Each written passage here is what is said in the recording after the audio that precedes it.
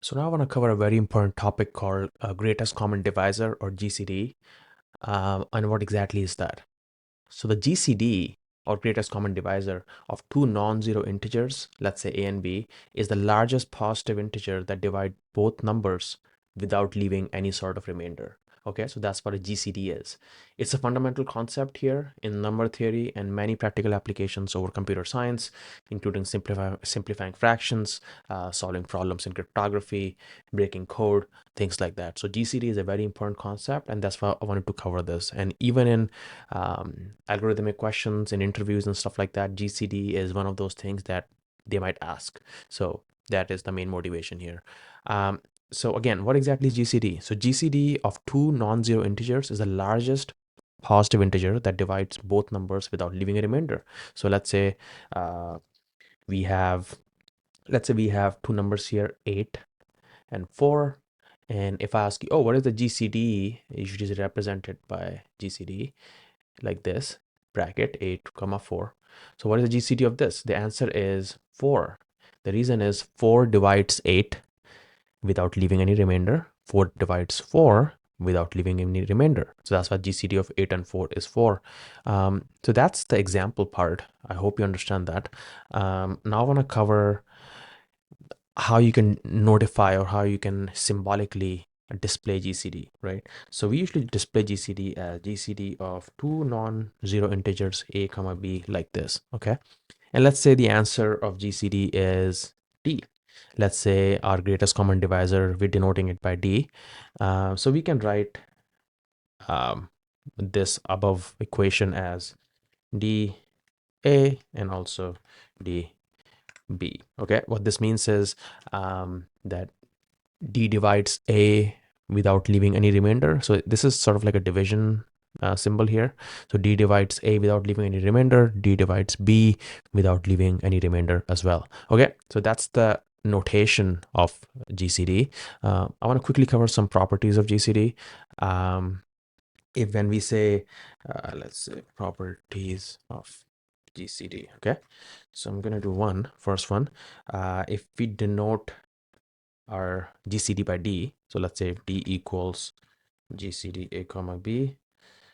So this means that D divides A without leaving any remainder, and this also means D divides B without leaving any remainder. Okay, now coming to the second property is called commutativity, which just means GCD of A comma B equals GCD of B comma A. Okay, so for example, in this case here, I can just say GCD of, got it, GCD of 4, 8 equals also 4. Okay, so this is the commutativity property. And the third one here is interesting one, which is just, they're saying, I'm just gonna pick this up. They're saying if one number is 0, okay, if one of those numbers is 0, so out of A and B, one of them is 0, and you know what, I'm just gonna write this down here. Let's say one of them is 0, then the answer will be absolute value of A. So that will be the absolute value of A. That means the positive value of A without any kind of sign, any kind of plus or minus. Okay, so that these are all the properties that we have of greatest common divisor or GCD. Sometimes it's also called greatest common factor. There's one interesting one of GCD. Let's say if both of the numbers are 0, okay? If both the numbers are 0, then the GCD is sometimes defined as 0. So yeah, just wanted to add that there. But it's generally considered indeterminate in many contexts. So GCD of two zeros is just 0. Just remember that. GCD, when one of them is 0, is going to be the absolute value of the non-zero number. And then we covered commutativity property of GCD. And yeah, that's pretty much it. So those are all the properties of GCD. Now, in the context of computer science, how we can actually calculate GCD. We're going to do that by something called Euclidean algorithm. And I'm going to cover that now because we're going to be using that algorithm to calculate and solve a bunch of problems. The algorithm that's used to calculate GCD, which is called Euclidean Algorithm. It has a lot of applications. And before I go into the steps of this algorithm, I want to show you an example that will clear up all the confusion or anything around Euclidean there is. Okay. So what I'm going to do here is I'm actually going to show you an example of calculating GCD for two numbers. So let's say we have two numbers, 48 and 18. So I want to calculate GCD for those. So GCD of 48 and 18. Okay. And let's label them as this guy is A and this guy is B. Okay. So the first step in Euclidean algorithm is to divide these numbers so we can calculate the remainder. Okay.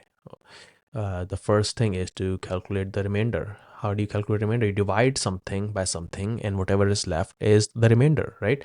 In math, we also call it modulo. So you're gonna do A mod B, and this will give you the remainder if there is a remainder, okay? Even if it's zero, it will return a zero. So A mod B, so 48 divided by 18 will give you a remainder of 12, okay? So, and you can do your own calculation, but this is the remainder that you will get if you do 48 divided by 18, okay? So now what you're gonna do is, now this remainder, so I'm gonna write this down again, GCD, and now this remainder actually becomes B. So it becomes B, and whatever B we had becomes A in the previous step. So we had 18 as B in our previous step, and now it will become our A, which is actually um, 18. Okay. So it's just all about swapping. So we, every single step, we actually calculate the remainder and we make that into B, and whatever B we had from the previous step, we make that into A, and then we repeat the steps again. So I'm going to calculate R again, which is remainder is going to be, let's say 18. Usually mod is displayed like this in a language like Python. So I'm just going to use that percent sign. So 18 mod 12, or 18 divided by 12, you get the remainder 6. Okay. So again, I'm going to make my B now as 6, and my A will become 12. So GCD, we can write this as remainder will become B, and whatever B we had from previous step will actually become A. Okay. And now let's repeat this again. Let's do remainder 12 modulo 6. 12 modulo 6. This will give us the remainder of 0. And that means our new B will be 0, and whatever previous B we had will become A. And now, as you can see, our remainder is 0, so our B is 0. So whatever the value of A is left is actually our answer. That's actually our GCD. So that is actually the answer we are going for. So this guy here, D, is actually gonna be 6. So this is the algorithm. You calculate remainder at every step and you go till the remainder becomes 0. So it takes over the B, and whatever is the value of A now is actually the GCD, or greatest common divisor. So that's the algorithm. I'm gonna write this down here real quick. The steps. So again, the first step is given two numbers A and B such that greater than A greater than equals B greater than equals 0, divide, following this, divide A by B, calculate the remainder. Okay, so we calculate the remainder here, and now in the next step, what we're going to do is make or replace B with R, let's say this is called R, replace B with R, and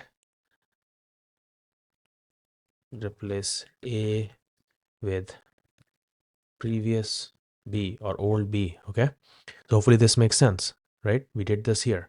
Replace the R to B, and your new A will be your previous B or old B, whatever you want to call it. Okay, so now we have that. Repeat repeat this process until B becomes 0. And by the way, I'm just going to write them down here.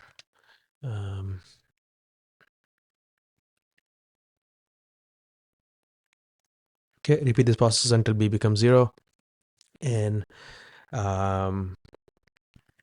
whatever value is left for A will be the GCD. Okay, so this is a very simple algorithm. Given two numbers A and B, such that A greater than equals B greater than equals 0, divide A by B, calculate the remainder, which is R, replace B with R, that will become the new B, right? We did that. And replace A with previous B. Okay, repeat this process until B becomes 0. Whatever the value is left for A will be the GCD. So this is a Euclidean algorithm, and now I'm going to show you how you can apply this in Python. Okay, so now let's convert our algorithm into our Python code. So how can I calculate GCD of two numbers, A and B? It's very simple. I'm going to make sure, the first thing first, I'm going to make sure that they're non-negative, right? So I'm actually going to make them the absolute values of them. So absolute value of A and then absolute value of B. Now let's say they are all non-negative. I'm actually gonna paste my algorithm here that I that I showed you earlier. That's the algorithm, right? So we're gonna use the while loop here, obviously, because I need to repeat this process. So I'm using a loop. That's why I'm using a while loop here, and I'm repeating it till the B becomes 0, right? So while B is not equals 0, I'm gonna do A comma B equals B comma A mod B. So what's going on here? So this is that logic here, this step here, second and third. Divide A by B. So this will give us the remainder, which will become the new B. Remember that. And then the previous B will become A, which is here. Replace B with R and replace A with previous B. So these two steps, second and third, are actually going on here. And then I'm going to just return A. Let's say it reaches a condition where B becomes 0. So whatever is the value of A is actually our GCD. So return A, and that's it. Now let's test this out. So I'm going to do print GCD. I'm going to do GCD of 48 and 18. And let's do GCD of 100 and 25. Okay. And let's comment this out here, our steps, algorithm steps.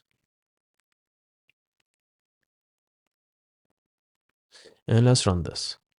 And as you can see, the GCD of 48 to 18 is 6. We calculated this earlier in our algorithm steps, and GCD of 125 is 25. So yeah, so that's how you calculate GCD of two numbers.